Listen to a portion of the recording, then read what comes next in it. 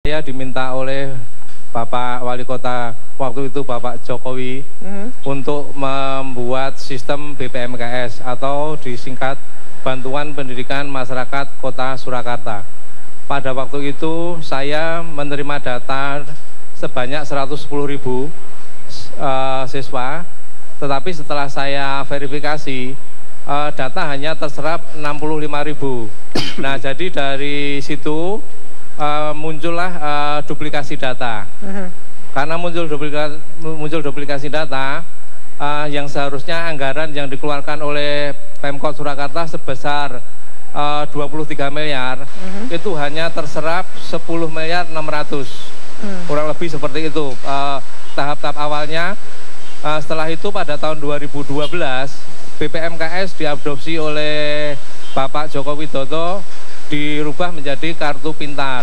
Nah, itu asal mulanya adalah kartu BPMKS Surakarta. Baik. Terima kasih. Itu meliputi apa saja sih Pak Wahyu dari BMPKS itu dengan buku pintar, apa bedanya? BPMKS itu sebenarnya adalah bantuan untuk masyarakat Kota Solo dari tingkat SD, SMP, SMA.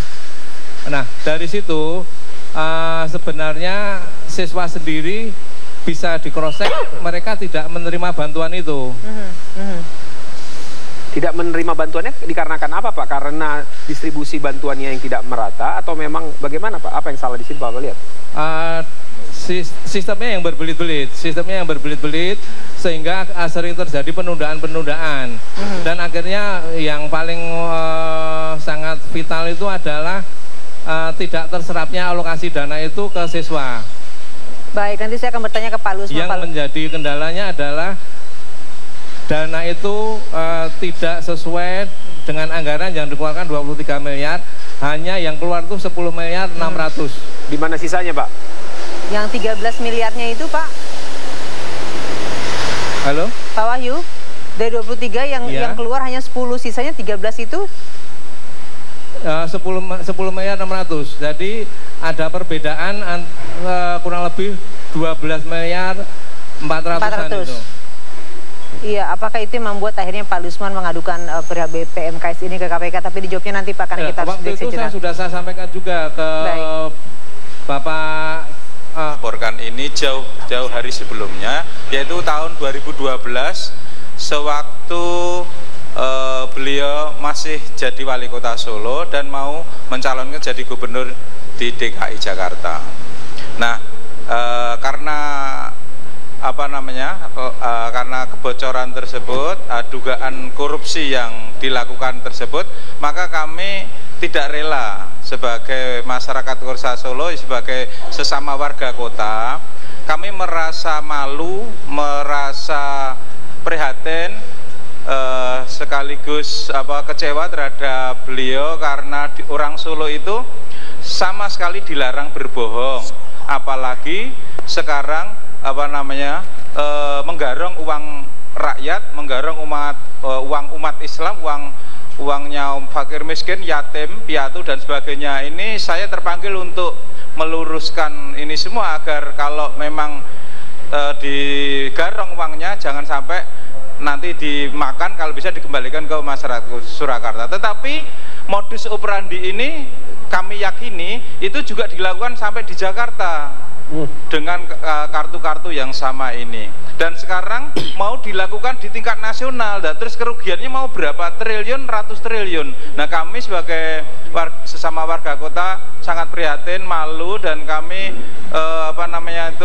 memohon agar ini semua diluruskan agar masyarakat Kota Surakarta, Jakarta, dan Indonesia terselamatkan dari modus operandi penggarongan uang rakyat dan uang umat Islam ini. Terima kasih. Pak Ali, modusnya seperti apa, Pak Ali? Modusnya itu tadi Anda katakan modus penggarongan uang ini. Ya, jadi seperti yang dijelaskan oleh Pak Wahyu tadi, jadi ada program yang bernuansa sosial, bernuansa charity, tetapi sebenarnya di balik itu dia menggarong dari sana dengan penggandaan siswa misalnya dan sebagainya. Lah, penggandaan ini kan kemudian menjadi terduga korupsi sangat kuat menurut kami. Dan ini juga dilakukan di kartu-kartu sehat, kartu Jakarta Pintar dan sebagainya. Dan sekarang diproklamirkan mau dijadikan kartu pintar nasional, kartu sehat nasional. Itu sangat memprihatinkan bagi kami gitu. Terima kasih. Pak Wahyu, kalau sudah seperti tadi Anda katakan ada 10,300 begitu ya kurang lebih yang hilang. Bagaimana untuk kedepannya Pak? Apakah dengan dilakukan pelaporan atau seperti apa Pak Wahyu?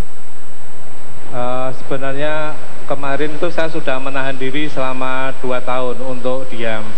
Tetapi karena ini kok sudah muncul lagi di DKI dengan adanya penemuan BPK, maka selama 2 tahun ini pula saya berani menyampaikan hal yang sebenarnya, bahwa untuk kejadian ini tidak boleh terjadi lagi untuk wilayah Jakarta, apalagi dinasionalkan, karena dengan dampak seperti ini sebenarnya yang sangat dirugikan adalah masyarakat, khususnya masyarakat Kota Solo yang banyak selalu diiming-imingi dengan program-program pendidikan yang sifatnya sosial, tetapi tidak taunya